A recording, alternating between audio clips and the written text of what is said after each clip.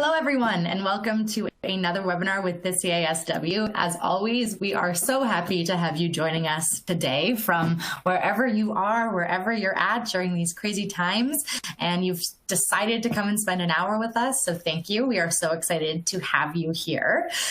For anyone that is returning, please disregard my couple little housekeeping notes here. We just have to go through them for all of our new members. I wanted to make a quick note that we have a lot of people on this webinar, which is incredible. So we're going to try and get through all your questions and all your comments, but please just remind us if we miss you, because we are going to try and get through a lot today. So just be mindful of that. We are joined today by some incredible organizations and some incredible presenters. We are joined by Children First Canada, the Child Welfare League of Canada, and then of course our webinar presenter, Dr. Michelle Ward.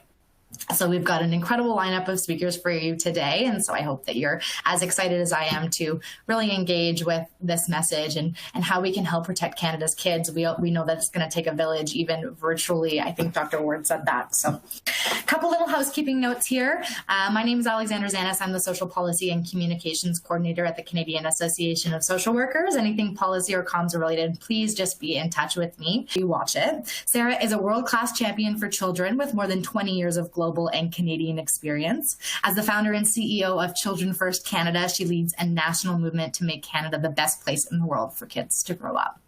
She holds an MST and LLM with distinction in International Human Rights Law from Oxford and an Honours BA in International Development and Women's Studies from Dalhousie University. She has completed the Governance Essentials Program for Nonprofits with the Institute of Corporate Directors, the Maytree Foundation Public Policy Program, and the University of Alberta's Indigenous Partnership Program. Welcome, Sarah. We're so happy to have you. Dr. Michelle Ward is our next speaker. We're so grateful to be joined by her today. She's a pediatrician, associate professor, and a journalist. Michelle is an academic pediatrician who has spent 15 years working at the intersection of healthcare, social services, and the law, specializing in child maltreatment pediatrics. She is currently the division head of child and youth protection at the Children's Hospital of Eastern Ontario, an associate professor in the Faculty of Medicine at the University of Ottawa, and president of the Child and Youth Maltreatment section at the Canadian Pediatric Society. She's also a health journalist whose work has appeared in the Globe and Mail, the National Post, CBC, and Today's Parent, among other places. You can access those speaker bios in the side of your screen if you'd like to read about them a little bit more. We're also joined by CWLC's Executive Director, Rachel. We're so lucky to have you join us as well. As many of you know, we host a lot of webinars with the Child Welfare League of Canada, and we are so welcome to be joined by their Executive Director, who's taken time out of today to, like everyone else, help raise Canada's kids. So with all of that, let's get into our webinar content. I'm going to pass it over to Sarah. Sarah, thanks for being here, and take it away. Well, thank you so much, Alexandra, and just really glad that we can have our three organizations come here together, and grateful to all of you who are participating live or who will be watching this webinar at a later time. Now more than ever, we need to come together as a virtual village for Canada's 8 million children. Children First Canada, as you heard, has this bold and ambitious vision of making Canada the best place in the world for kids to grow up. We're currently ranked 25th out of 41 wealthy nations for children. So we are far from being a world-leading country for children. So even in the best of times, things are challenging for Canada's kids, let alone right now in the midst of a pandemic. And this is the issue that is keeping me up at night, really worried about the safety and security of children and youth across our country. We know that this is such a challenging time for all Canadians, but particularly so for children and youth. So we're really thrilled to be here with these organizations co-hosting this webinar together, and hope that it's meaningful and helpful for everyone participating. Now, there's this expression that it takes a village to raise a child, but I really believe it's going to take a nation to raise a nation. If we really do want to achieve this vision of becoming a world-leading country for kids, it's going to take every single one of us as individual citizens, as moms, dads, family members, neighbors, but particularly the frontline professionals, those of you who are serving and supporting children and their families across this country, but also policymakers at the municipal, provincial, and federal levels. We need strong policies and programs and resources to be able to care for, support, and empower children and youth. And so we, at the best of times, need to be a village, let alone act as a nation in raising our children. But now to be a virtual village for children. And as we come together, find creative ways of being able to serve and support children, ensure that their voices are being heard and that they have the protection that they need. Children First Canada has been leading a coordinated national response to ensure that the interests and concerns of children are being heard in this pandemic. We, through our Council of Champions, have been together the leading experts of national and local organizations across this country. Over the past month, we've pulled together our council to really advise the Prime Minister's office and key members of Cabinet and their staff around the policy recommendations that are needed to ensure that children are safe throughout this crisis, and not only that the kids survive this crisis, but that they can thrive. And so we've put together a list of policy recommendations for government, identified funding needs, and have been working in a whole host of ways to advocate for kids at a policy level. But we've also been working to support parents themselves through webinars and online activities, but also events like we're having here today to support frontline professionals like all of you who care deeply about the well-being of our children and want to actively have the skills and resources you need to be able to work with kids in this very challenging time. One of the things we've also been doing is really been working to advocate for children's voices to be heard. We've been working directly with the Prime Minister's office, urging him to communicate directly with children and youth, and we're being pleased to see that on a weekly basis in his Sunday press conferences, he has been directly speaking to children and their concerns and addressing those directly, but we will continue to work for ways to elevate the voices of children and youth directly to be heard by policymakers throughout this crisis. We know that children are vulnerable in a whole host of ways, whether it's the vulnerability of high-stress home environments right now, kids no longer having a safe haven in their school, the online concerns around their exposure to online exploitation or exposure to pornography, but also the social isolation that children are feeling, which makes them even more vulnerable, particularly kids who have previously experienced trauma, let alone children who are experiencing trauma as a result of this crisis. So kids are vulnerable in a whole host of ways, and we'll be hearing shortly from Dr. Michelle Ward, who can speak to these issues in greater depth. And so on that note, I'm really pleased to introduce my friend, colleague, and trusted ally, Dr. Michelle Ward, to dive deeper into the subject matter and to walk us through together how do we be this virtual village for kids in Canada. Over to you, Michelle. Thank you so much, Sarah. Thanks, Alexandra, as well, and great to be here with you, Rachel. I think this is just a really nice opportunity to bring together a bunch of different voices, and the voice that I can add to this is sort of wearing a few of my different hats. So I am a pediatrician, and I see kids and parents and other caregivers directly in a children's hospital. I teach and do research on these issues, but I've also been working as a journalist, and the piece that gives me is that I've been able to talk to a lot of people about these issues as well as others. And I just want to acknowledge that a lot of what I'm going to say to you today, I really owe to the people who have spent the time to talk to me from their perspectives about what they're doing about these issues.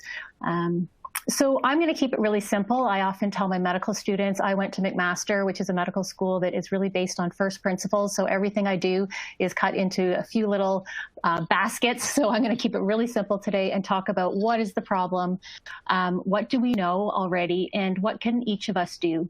And what I'm hoping is that as you're sitting here listening today, that you're really thinking about your clients and your work and what pieces of this might be applicable, or what pieces we're not thinking about that you know about that we should also learn about. So why are we talking about child abuse and COVID-19? I think the first thing about this that's interesting to me is that people seem to have an appetite all of a sudden to talk about child abuse.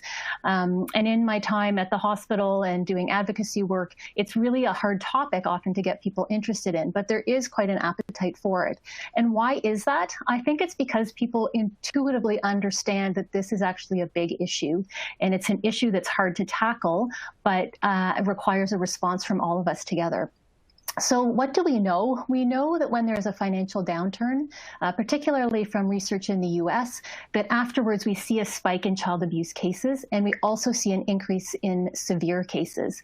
So we know that we are likely to expect that during the time of social isolation, as well as these financial hardships that we're seeing in the news about so many people losing their jobs and having a hard time paying rent and all the other things that go along with that.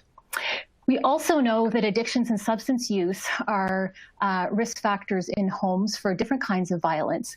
And the Canadian Society of Substance Abuse and Addictions has just done a Nanos research poll that showed that 25% of 35 to 54-year-olds are drinking more during this time, and 21% of younger adults are as well. So we now also have data that there is more drinking going on in homes, and I think there's going to be emerging data about other substances as well.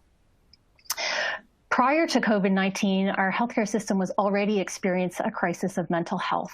And I'm sure all of you working in social service agencies or school boards or wherever else you work see that as well. So we're coming to this at a time when those services were already strained, and now people are not able to access them in a way that they even were before. So of course, that's an additional stress.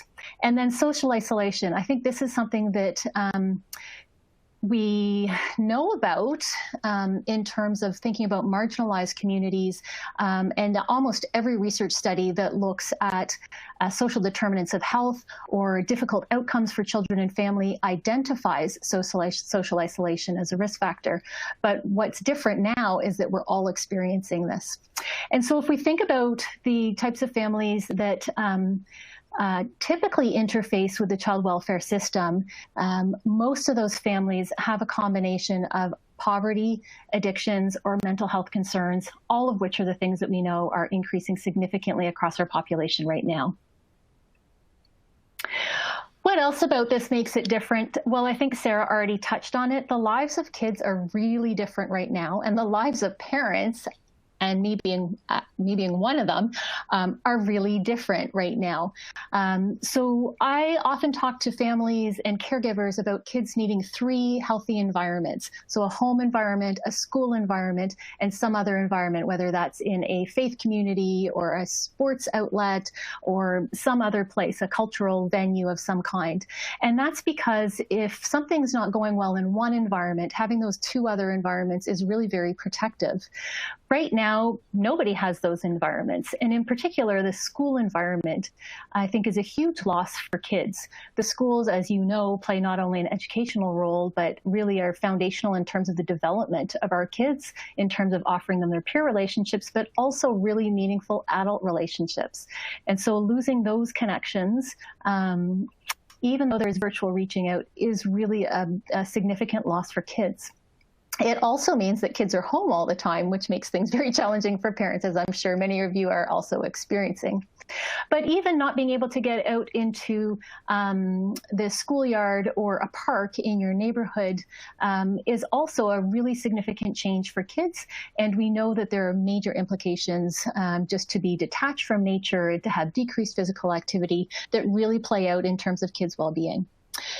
The other thing is that professionals are just not coming into contact with kids. So in our hospitals, the hallways look like this.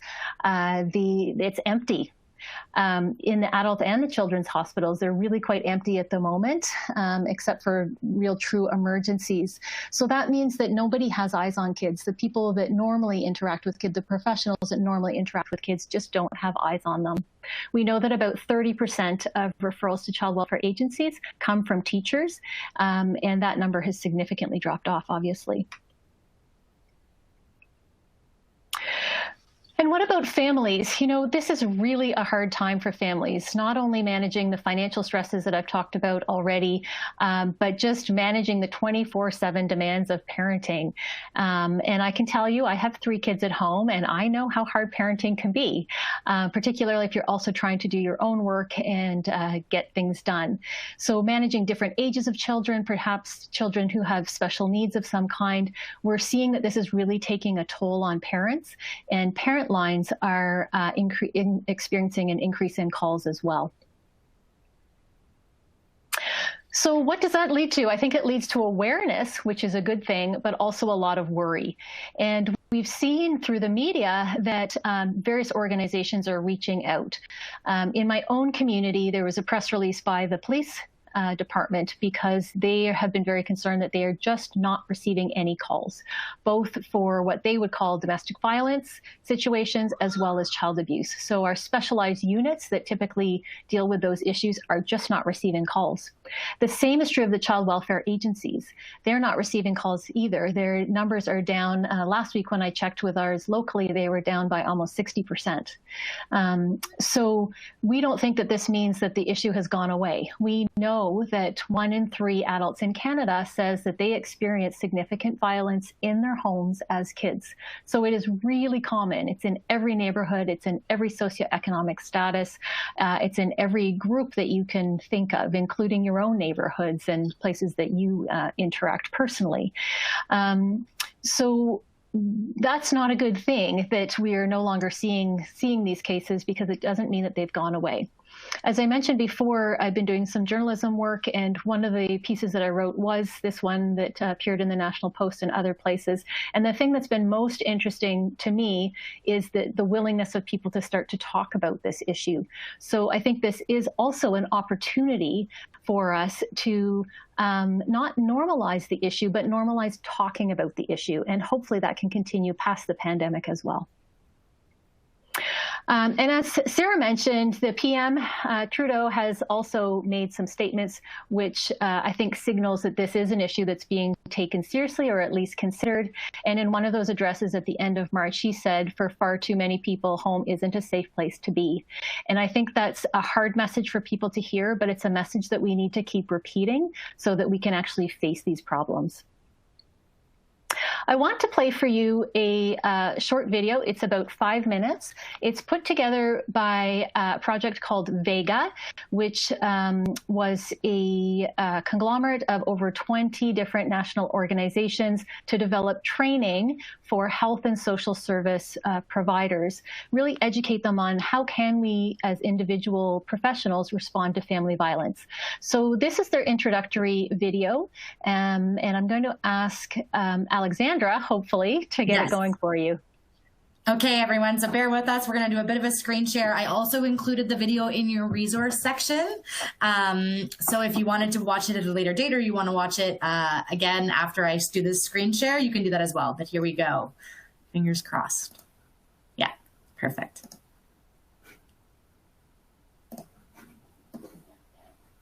All right. Maria, I'm a family doc.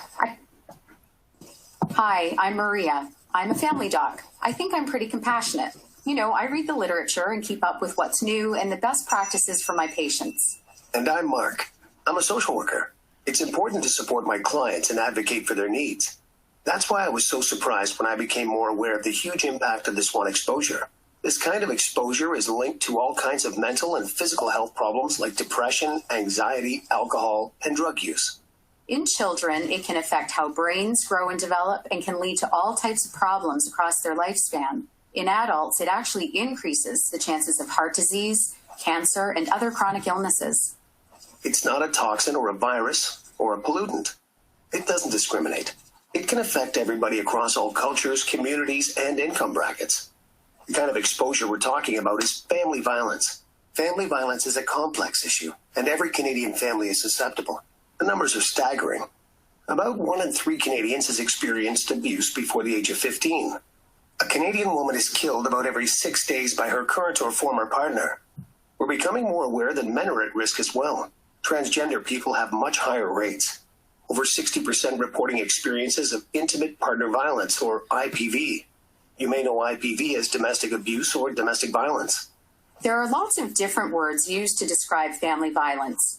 With children, it's often called child abuse and neglect or child maltreatment. Another type of family violence is called children's exposure to IPV and involves a child hearing or seeing violence among caregivers or being aware of its effects without actually witnessing it. Whatever you call it, research shows that physical, emotional, or sexual abuse and neglect can impact all aspects of a person's life, including how they learn, speak, behave, and interact with others. When I read about family violence, I realized there was more to it, and I really needed to learn a bit more about this. I found a great resource called the VEGA Project. VEGA has created evidence-based guidance, a handbook, and innovative educational resources about recognizing and responding safely to family violence. It's the first time that national organizations, including nurses, dentists and dental hygienists, doctors, child welfare advocates, and a range of others, have come together to develop ways of helping people know how and what to say and do to help patients experiencing family violence. Also, what not to do. This type of violence is not always obvious. In fact, it's often hidden. Most importantly, I don't want to do more harm. To be honest, I didn't see this as part of my role. I basically viewed family violence as a personal or social issue best addressed with a referral to someone else. Obviously, if there was a disclosure of violence, I would address it, or if it was a child protection issue, I would report it. But in terms of my patient's own personal medical history, I didn't consider how these experiences of family violence could impact their health. I know what you mean. Although I learned about family violence in my training, I didn't learn about the widespread health impacts or how best to respond. VEGA has developed guidance so we can better navigate family violence and how it affects our clients and or patients. It makes me better at what I do. Exactly. When I didn't consider how family violence influences disease and behavior, it prevented me from effectively communicating with my patients. Now that I really think about it, maybe I avoided bringing these sorts of things up because I didn't want to make it worse or shed light on an issue I couldn't handle. I didn't know how to make it safe to address family violence in my day-to-day practice. The VEGA project developed an approach called Recognizing and Responding Safely to Family Violence, which addresses those exact concerns. Now, I feel like I know what I'm doing. I'm less worried about causing harm. And you know what? This is relevant to all my clients, not just those affected by family violence. Very true. It makes me think more carefully about the cases I find challenging. I used to ask myself, why would someone act like this? Now I try to be more compassionate. So instead of wondering what's wrong with this person, I think about what's happened to this person and start the conversation there. VEGA's handbook helped me to respond to my patients, and now I understand how important it is to create both a physically and emotionally safe environment. It's encouraging, right? And new evidence is emerging about promising interventions that can help both adults and children address the impacts of violence. Knowing how to recognize and respond safely and what the appropriate referral pathways are creates a better experience for all of us. When this becomes a part of your everyday practice, your patients are more likely to benefit. To make this part of your practice, start by looking up projectvega.ca.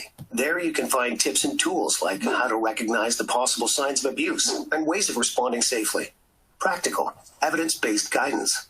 The VEGA project is available to educate and support us to work safely and effectively with those impacted by family violence. VEGA helps us provide the best possible care for our patients and clients.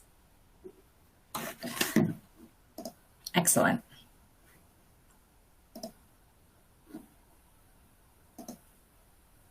Sorry, Dr. Ward, I think you might still be muted. Thank you. So if you weren't familiar with VEGA before, I encourage you to go to this website. You do have to just put your name in and which province you're logging in from for them to keep statistics.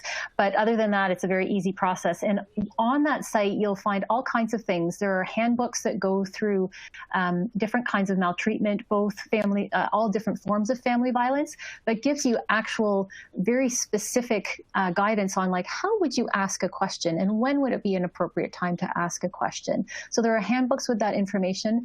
There are also videos that you can watch. So other people interviewing families or children about these kinds of issues. And there's even a virtual game that you can click through and choose different options to see what happens. So if you haven't used it, I really do encourage it. And although you are all social workers and you bring a lot of these skills already. And so for groups like yours, what I usually encourage them to do is to use this in their teaching. So when they're talking to other professionals who may not have some of the skills that you do in psychosocial assessment and intervention, this can be really useful to provide that script of how do you get something to roll off your tongue that you're not used to saying. The other thing that I've been thinking about a lot lately is who are the high-risk groups? Who do we really need to be thinking about? And I've divided them up into sort of these funny titles of the known knowns and the unknown knowns and the known unknowns, because, you know, I think we normally divide populations up into different categories. But what I wanted to think through is what do we actually know and can we think about what we don't know so that we know where we need to go next? So the known knowns are those families that we already know are struggling and may already be involved with child welfare. But even those groups, we really need to consider carefully at this time, because when I talk to my child welfare colleagues, they often tell me that it's those families that they're supporting where the children remain in the home that have a lot of needs, and it's difficult to deliver those needs at this time. So we need to think about them for sure. What about the unknown knowns? So the ones that we know that could be struggling, such as families that are marginalized for a variety of reasons or already had really poor access to services. What's going on there? How can we think about that group? What can you think about in terms of the people that you interact with in terms of reaching out to that group? And then there's the known unknown. So these are the people that we know, but we really don't have a sense of how much could this be an issue for them. And I think this really forces us to step out of our box and not think about families who experience child maltreatment as other, because we know that they're not other. I think it's really easy for us to fall back on our biases and think that families that are having trouble raising their kids, or that there might be maltreatment going on in their home, that they're different than the rest of us somehow. And I can tell you from the 15 years that I've been doing this work, that's just actually not true. I can count on one hand the number of times that it seemed that the family sort of set out to cause harm, and all the other times they're loving parents who want to do right by their kids and just can't for some reason. So if we take that perspective, it allows us to open our eyes and to reach out a little bit more with empathy, to look around us to all different populations and to say, who's struggling and what help can we provide, as opposed to othering them. And then there's the unknown unknown. So who are we not thinking about? I think there is, and I don't want to put them in this category because I think we are starting to think about them, but for sure some of the conversations that I've been involved with recently are around families who really have great resiliency and great resources internally and normally can manage when life is normal. But those, so I'm thinking of families with children with special needs, for example, or families that do have some need for respite care for any number of reasons. And some of the conversations that I've been hearing recently, particularly in child welfare, is how do we support these families and how do we make sure that the caregivers are able to sustain the load that is on them right now so that these kids don't have to come into care when they normally would not, for example, as a result of the lack of resources. So I know many groups are now looking at this issue of respite, and is there a way, like the Adoption Council of Canada, for example, has put out a recent call to action which really highlighted this as one of the areas about whether respite workers should actually be deemed essential. So I think it's incumbent on all of us to be looking around us to identify what are the issues that are coming forward and trying to champion them as much as we can. So what are the current impacts? One of the things that has been interesting for me about the pandemic and kids is how the Kids Help Phone has really emerged as not just the supportive resource that they already were, but in some ways playing a little bit of a role, I would say, almost in terms of public health surveillance. And we're starting to see some really interesting data coming out of their observations. I think the other thing that we need to recognize is that as adults, we often view that it's our job and that we are doing a good job of reaching out and putting things in place for kids. And in this case, it's actually kids and youth, young people, that are reaching out on their own. So I think that can be a scary thought for people, that so many young people are calling for help. But the flip side of that is that they're showing incredible courage and resiliency to be able to reach out and to seek that help. So when I've talked to the people at Kids Help Phone, they've told me that the biggest increase in calls has been around anxiety, that they're getting lots of calls just around questions about COVID-19 and what kids and youth can do during that time, how they could manage the isolation. But they also are experiencing some surges in suicide. So this is something we need to keep a really close eye on and see how can we intervene in this. So I'm told that on any given day prior to the pandemic, anywhere between about 8 and 12 active rescues are required, that emergency services are sent out. And there have been days now that have been significantly higher than that. So we are starting to see that increase. So we all need to be thinking about that. Calls about abuse have increased by about 20 to 25%. And then other mental health crises that make up about 30% of their calls normally, that proportion is also increasing. So with the closure of medical facilities, then there are other health crises that come up. But as I say, I think we need to look at this as an interesting way to understand what young people's needs are for those who can reach out. And also to continue to recommend that they do reach out. As I'm sure you've heard, the federal government has provided additional funding to try and bolster this service. I'm told that there are about 2,000 volunteers normally that work for Kids Help Phone, and over a couple of week period, an additional 2,000 people are being trained. So that's how great the need is. And on the day that the PM spoke about the Kids Help Phone, their text messages increased. It doubled to about 1,200 different conversations that day. Future implications, I think Sarah also touched on, and I hope you've all heard about adverse childhood experiences and the wonderful work that has gone on in that over more than a decade now.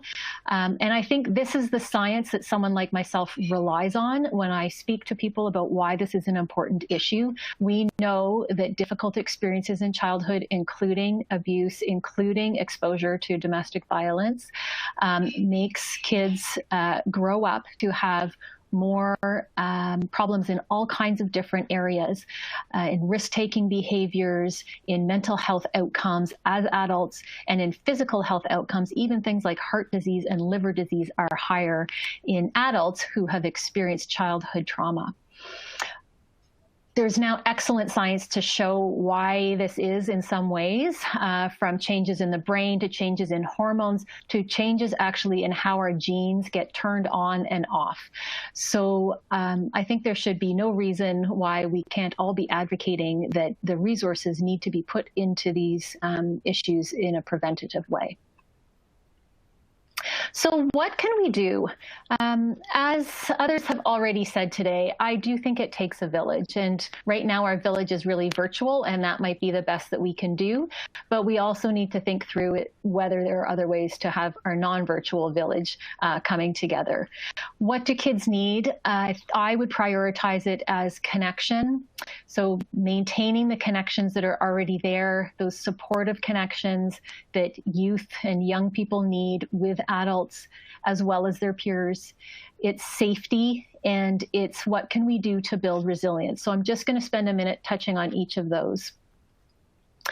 In terms of connection, this is a really hard one right now because there is an imperative that in many ways we stop connecting in the way that we're used to. And there's good reason for that. And it appears that it's going to go on for longer than we initially thought it was going to. But I think we can all still think about our general principles of how we've connected with our clients in the past and try and use that going forward. And I would say that, of course, as social workers, you have all these skills, but you can be teaching other people to use them as well during this time, while it's harder for professionals to have eyes on kids.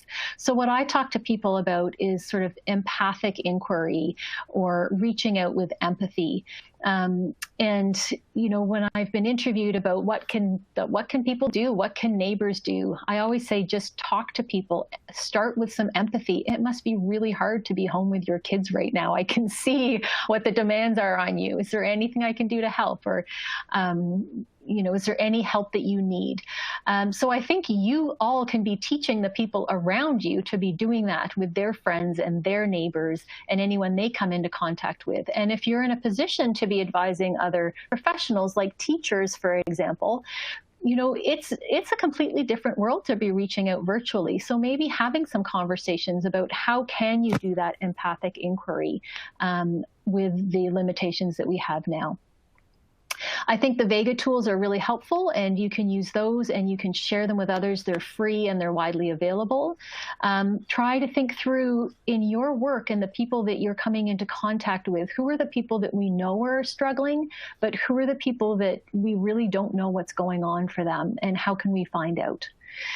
And let's not assume that virtual connection is enough. I think particularly for young people, virtual connection is not the answer, and it wouldn't be what we would be doing otherwise. But I think what we're going to see over time is those groups that are already marginalized are more marginalized because of virtual connections, not only because of their lack of access to the virtual connections, but also because of that really basic human need for interpersonal connection that may already be missing and is now being exacerbated.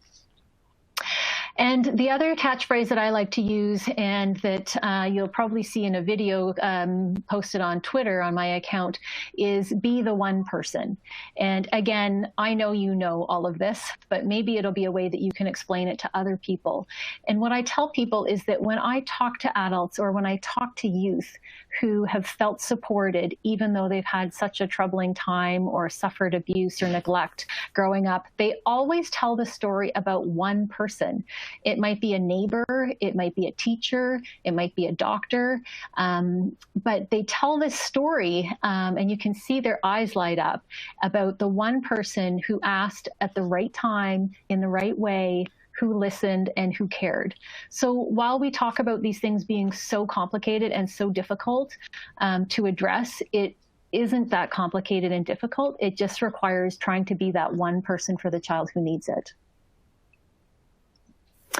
In terms of safety, I think we all know our responsibilities for mandatory reporting, but we can share that with other people as well, that there are laws in every province in Canada, every province and territory in Canada that impel us to call child welfare services if we have a concern that a child has been hurt or is at risk of being hurt. It doesn't mean that we need to know that that is the case. Our job is to just raise a flag and have the professionals sort that out. So we need to remind people of that.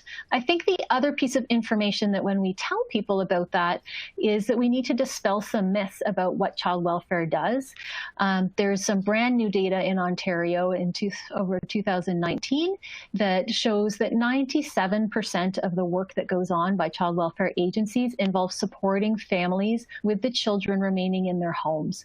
So I know a lot of the lay public will think that calling child welfare is really not an option to reach out for support, but maybe if we can pass on that message that, you know, a lot of the social supports are actually not available at the moment. This is one that is. The doors are open, and almost always that means providing support to that family to make things better for them and their child, and not removing the child from their home. So I think that's an important piece of information that we as professionals can share with others.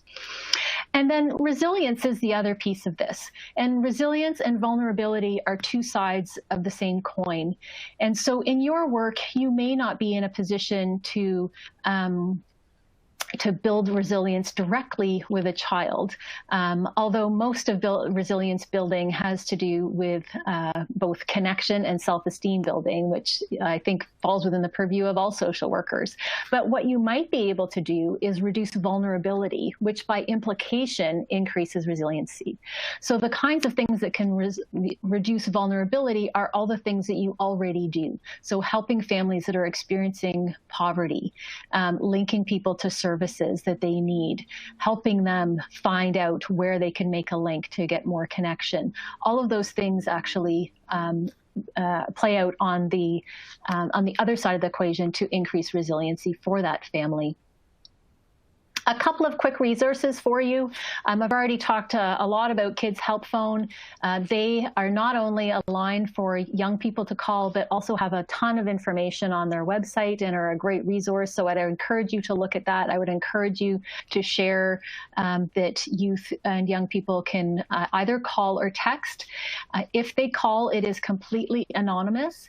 The advice that is given is there's no way of tracking the individual's name or age if they don't want to give it. If it's by text, there are some identifiers, obviously.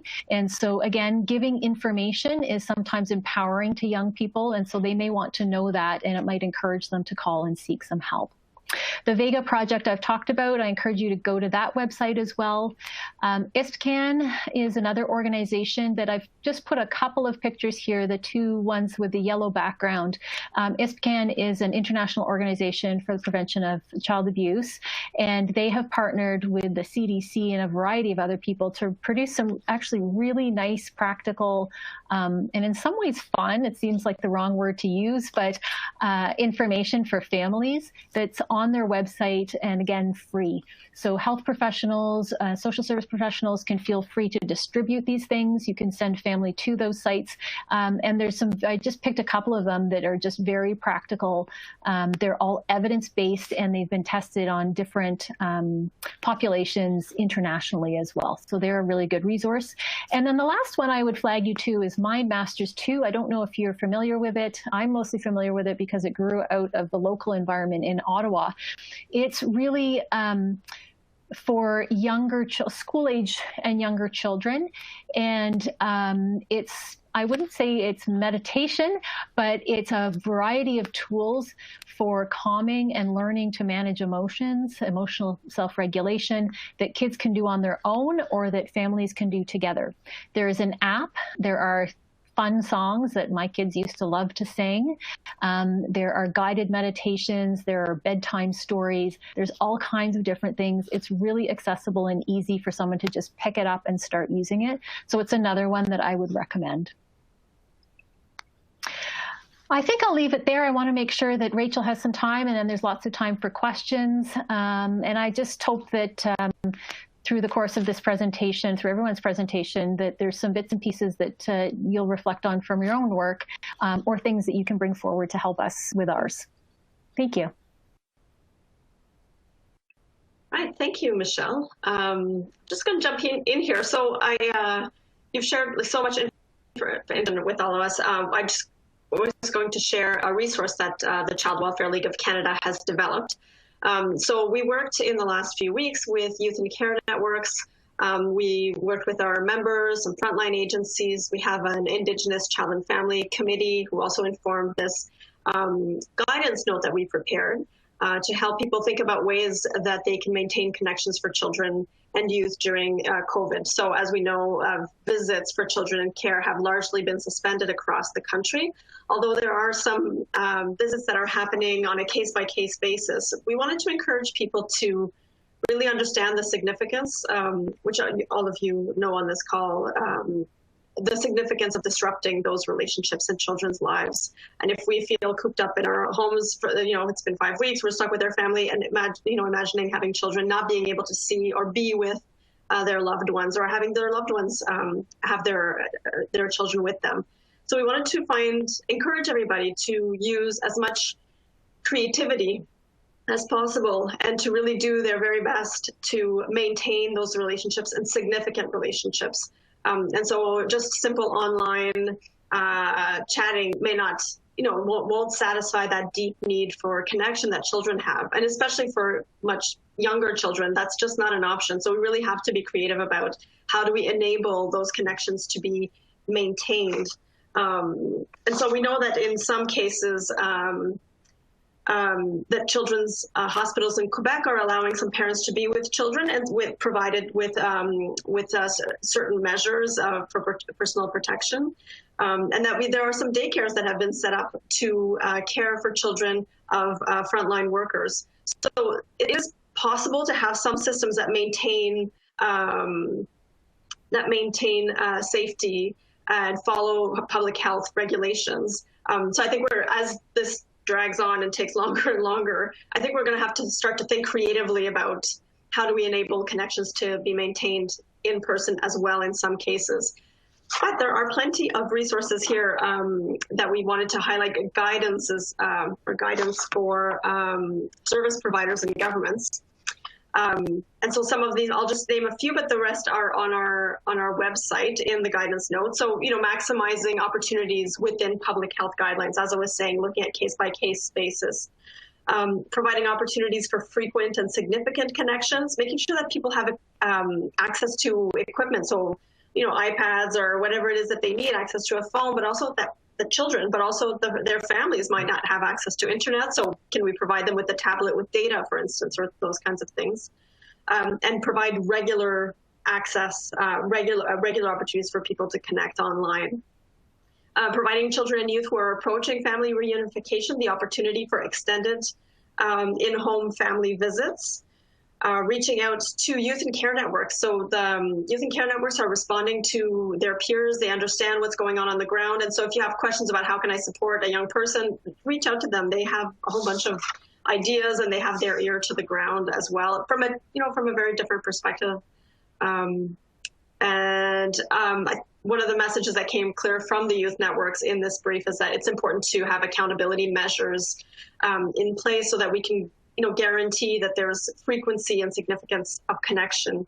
And that those connections, they have to be with people that are of significance. So, parents, family, but also cultural connections to make sure that people have the opportunity to connect to folks who speak their language, to cultural activities. And there's lots going on online that people can tap into. One example that comes to mind is the Native Child and Family Services in Toronto. They have their culture night online. They're doing everything they can to connect online, but they also have maintained some in-person connections for very young children. In certain circumstances, are able to bring a mom and child together in one of their housing units so that they can be quarantined together under a certain amount of supervision. So there's ways that we can be creative and innovative so that children experience the least isolation, really, if it's not good for them. So we'll all we'll get through this, but in the meantime, we wanted to contribute positively to ideas, which we'll continue to do the Child Welfare League, working with others to propose ideas and guidelines that may be helpful for frontline workers to consider. So thank you for the opportunity to share that. Yes, thank you, Rachel. And that guidance note is also offered in your resource section as well. So you can access it there, or you can access it on the CWLC website. So I think there's a French copy too. Yes, I think I may have forgot to include that, but it is on the website. Oh, that's okay. Yeah. So for more information in terms of getting a hold of Children First Canada, you can access all of these services here.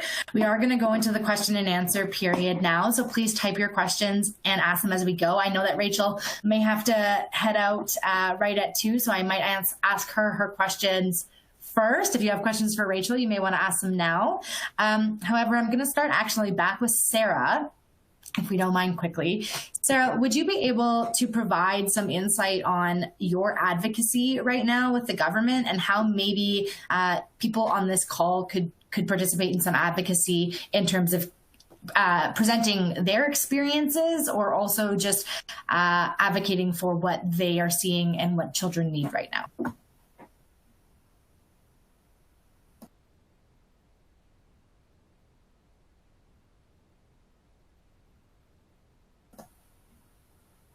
Are you there, Sarah?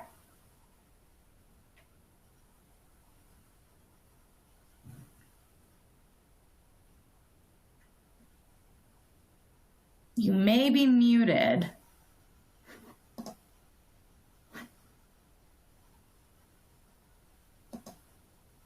All right.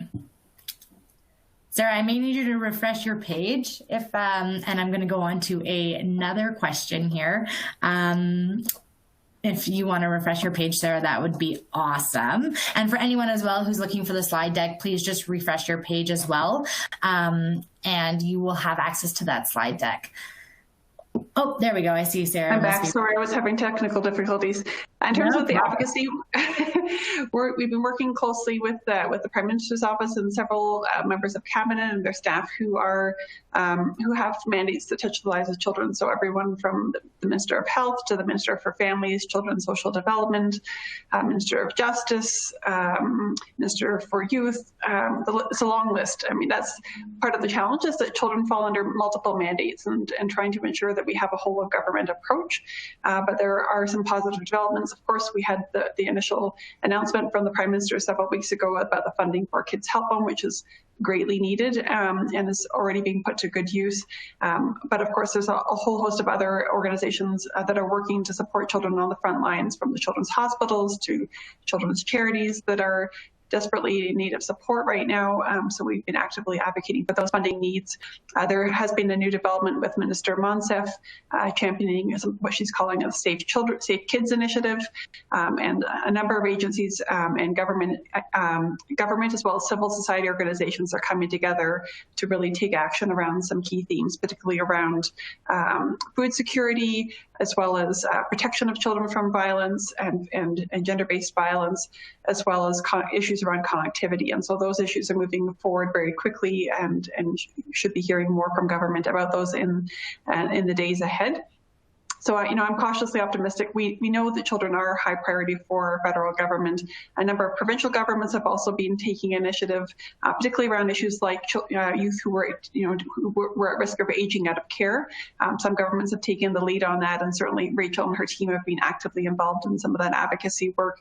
But this is one of the challenges, is ensuring that there's a consistent approach from coast to coast to coast, that every province and territory needs to do its very best to ensure the care and protection of children. And so that's really why we've been leaning on the federal government in particular to provide strong leadership and working together with the provinces and territories to ensure continuity of care and consistent approaches across the country.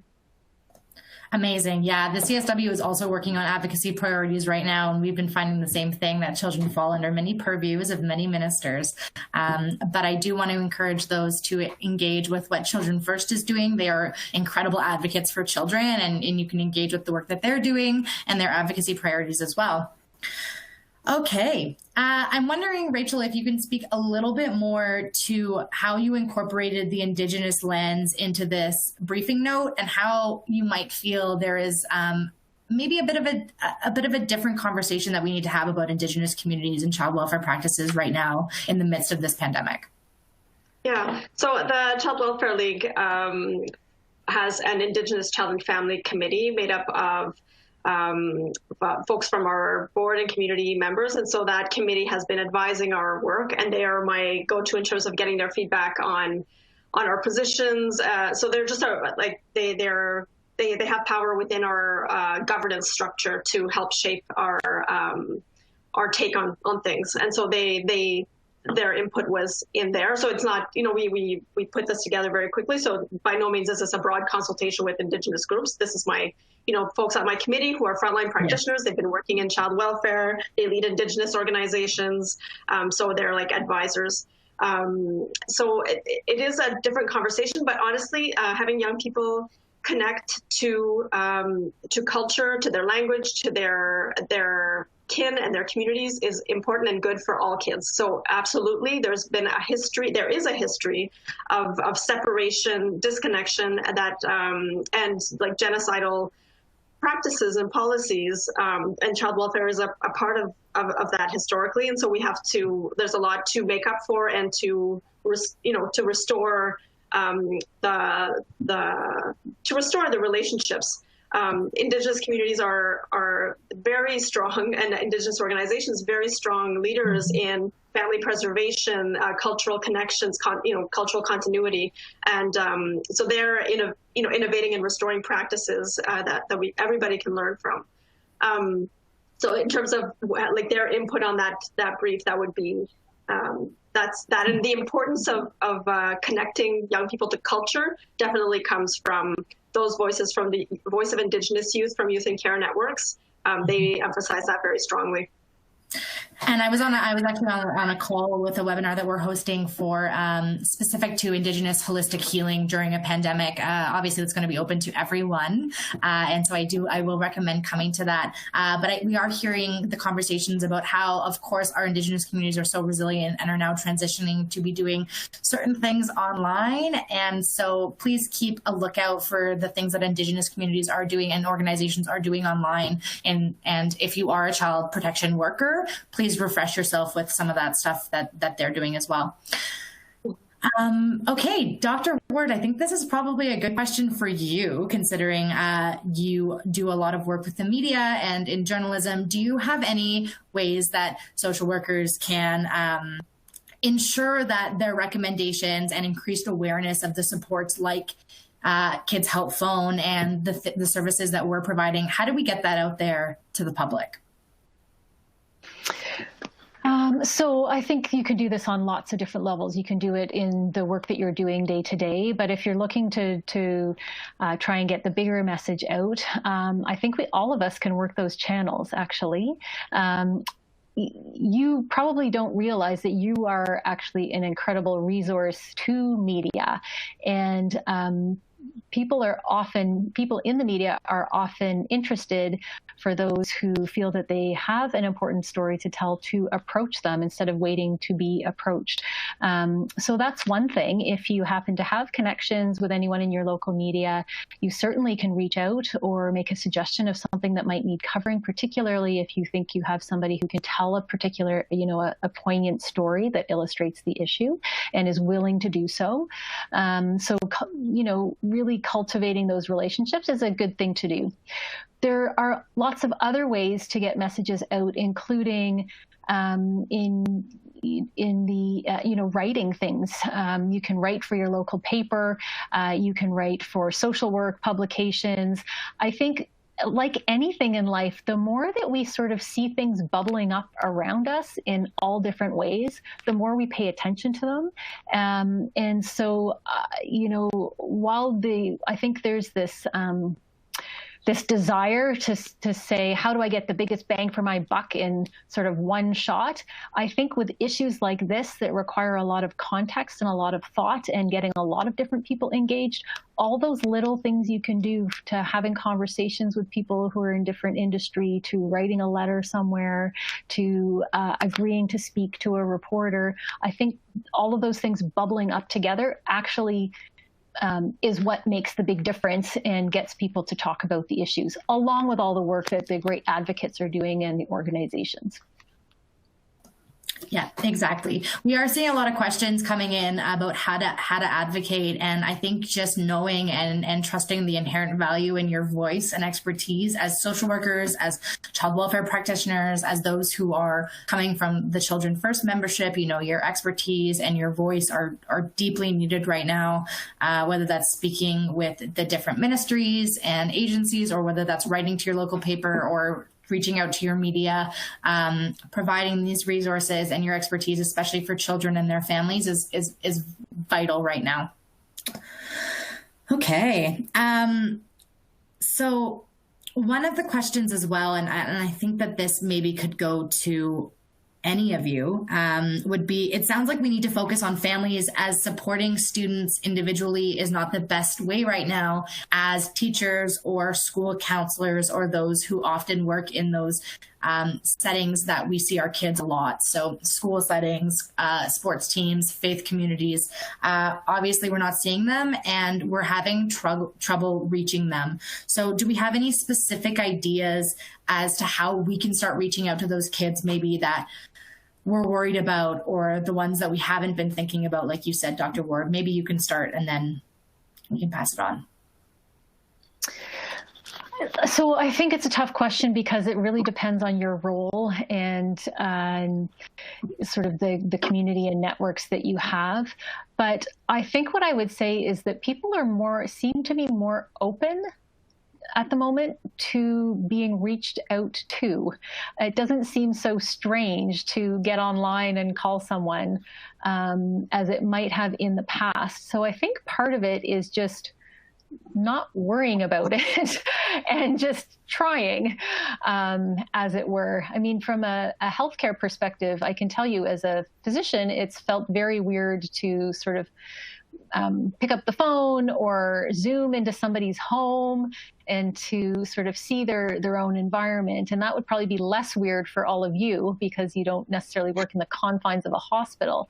But I think it's just doing it in ways that you think are right, and then assisting the other people that are getting into those homes. So thinking about, if I can't pick up the phone and call that youth or that family, can I work with the teacher or the school social worker or school psychologist? So there are things that we can do on our own, but I think it's also thinking through what are the mechanisms that are in place and how can I coach them, teach them, offer support, link them to resources in order to be a help that way. I think something to add here, often with child abuse, when we hear about child abuse cases and they've been reported and sort of unfold, something that we often hear after the fact is people had this intuition that something was wrong. It could have been a family member or a neighbor or a coach or a leader of a faith community. Somebody knew, somebody had this intuitive feeling that something was wrong. Often many people had that feeling that something was wrong, but nobody acted on their intuition. And so I think now more than ever, we need to be acting on that intuitive feeling that something isn't right, and not waiting and not wondering, well, I mean, we just can't. We know that every single day, sometimes hours, sometimes minutes matters when it comes to the protection of children from violence. And so acting on your intuition is the most important thing right now, encouraging people who are like yourselves, who are on the front lines. We're developing a new resource for teachers that we'll be releasing next week about this issue, because while teachers aren't in classrooms with kids, they are absolutely interacting with children, whether it's through online forums or email or phone calls. Schools still have access to children, and so it's really important that they continue to be a resource and work creatively to support kids. But don't undercut the value that we have as family members, neighbors, members of faith communities, that many of us know these families that we think that could be at risk right now, and we need to act on that intuition. And as Dr. Ward said earlier, you don't have to be the expert. You're not the expert on these issues. You need to report it, and the experts will do the investigation and will ensure that the family, if a child is at risk, that family is supported to keep their kids safe. That really, this now more than ever, we need to be acting quickly and acting on our intuition and trusting the experts to do their work.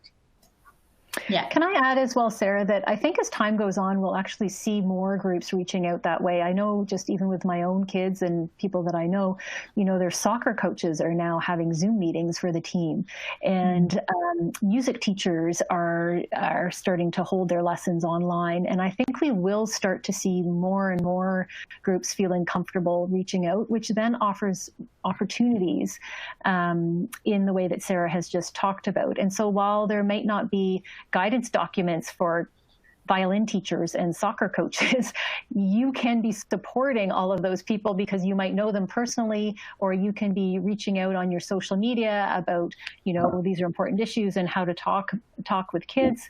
But I just always tell people, it's not always safe for kids to say anything, and it's not always safe for someone to ask, but just for that youth or young person to know that somebody is open to having that conversation can be the first step. So even just having that very small opening into how are things going on at home, and how are people getting on at home, what happens when things aren't going well, even just asking those questions, even though the youth might not be able to respond in a transparent way, starts a conversation that might have a big impact down the road. Yeah, you made it. I think there was an excellent point there that we can also be reaching out to those individuals who are doing our Zoom sessions as social workers, as those in the field. Oftentimes we have a lot of child protection workers on this call, maybe reach out to that violin teacher, reach out to that dance teacher who's now starting to offer Zoom sessions, and tell them that maybe you're there to support. Like we said, it takes a village. And I know that everyone on this call is doing absolutely everything they can. I all of a sudden realized that it's 2, as Rachel, past 2, we tend to get going and don't stop. So I am going to wrap up this webinar. I'm sorry if we didn't get to your questions. I'm going to give Dr. Ward and Sarah their last final thoughts. If you want to access the certificate of attendance, or if you want to access the slides, please try refreshing your page and pulling up and reorganizing your settings. This whole screen is customizable. Sometimes the certificate goes off the screen. Try and pull it back or log back on in a second. So Sarah or Dr. Ward, any final thoughts? Just thank you. Thank you to Alexandra, Dr. Ward, and Rachel for being a part of this, and to all of you for participating. I mean, this is such an important conversation that we need to keep going. Children First is available. If you have ideas or resources, or if you have suggestions on how we can continue to be this virtual village, please don't hesitate to reach out to us. And you can count on us to continue to be a bold voice for kids in Canada. Thank you. Yes, I would just echo and say thank you for all the work that you're doing. And you being here today obviously shows that you want to do even more. So I would say help as many people as you can, be that one person that can help an individual child. And together we will create that village, albeit a virtual one for the time being. But just thanks for all the work that you do. Amazing. Please keep yourselves safe. I know you are doing everything you can to keep Canada's kids safe. Keep yourselves safe. Keep yourselves happy and healthy. Do everything you can to try and stay home and make sure that you and your family and your loved ones and everyone around you stays safe and healthy in these times. As always, you can get in touch with us at the CASW, and we would love to hear from you and hear if you enjoy our webinars and how our continuing education, although has shifted a little bit, how it's helping you through your practice. So once again, thanks again to our incredible webinar presenters. Rachel had to run off, but thank you again to Child Welfare League of Canada, to Dr. Michelle Ward, and to Sarah Austin from Children First Canada, and to all of you. Thank you so much. We will see you hopefully soon, and take care. Goodbye.